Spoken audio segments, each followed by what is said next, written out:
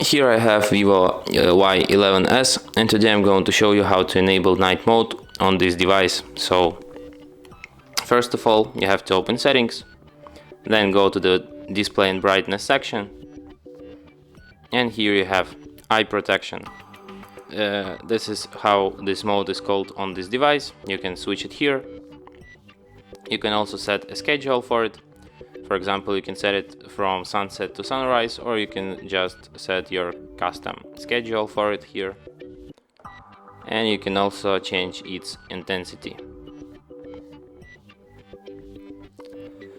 And you can also switch night mode here at the upper bar.